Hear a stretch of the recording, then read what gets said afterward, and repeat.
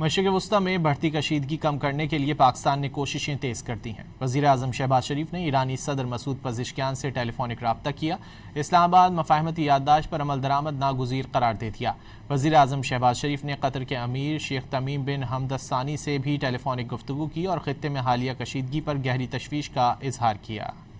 مشرق وسطی کشیدگی میں کمی کے لیے پاکستان کی کوششیں تیز ہو گئیں۔ وزیر اعظم شہباز شریف نے ایرانی صدر مسعود پزشکیان سے ٹیلی فونک رابطہ کیا، حالیہ کشیدگی پر گہری تشویش کا اظہار کیا اور خطے میں امن و استحکام کی فوری بحالی کی ضرورت پر زور دیا۔ وزیر اعظم نے ایران اور دیگر تمام متعلقہ فریقوں پر زور دیا کہ وہ تحمل اور بردباری کا مظاہرہ کریں اور ایسے کسی بھی اقدام سے گریز کریں جو گزشتہ چند ماہ کے دوران امن کے لیے حاصل ہونے والی کامیابیوں کو نقصان پہنچا سکتا ہو۔ صدر مسعود پزشکیان نے خطے میں امن کے لیے ایران کے عزم کا اعادہ کرتے ہوئے اس ضمن میں پاکستان کی حمایت اور تعمیری کردار کو سراہا۔ وزیر اعظم شہباز شریف نے قطر کے امیر شیخ تمیم بن حمد آل ثانی سے بھی ٹیلی فونک گفتگو کی اور خطے میں حالیہ کشیدگی پر گہری تشویش کا اظہار کیا۔ دونوں رہنماؤں نے اس امر پر اتفاق کیا کہ امن کے لیے سفارتی روابط اور بامعنی مذاکرات کا سلسلہ جاری رکھنا اور امن مفاہمتی یادداشت کے تحت تمام فریقین کی جانب سے کیے گئے وعدوں پر عمل درآمد یقینی بنانا ناگزیر ہے۔ ایران کے سرکاری خبر رساں ادارے تسنیم کے مطابق قطر کا ایک اعلیٰ سطح کا وفد ایران میں موجود ہے، جہاں وہ خلیجی خطے میں حالیہ کشیدگی کے بعد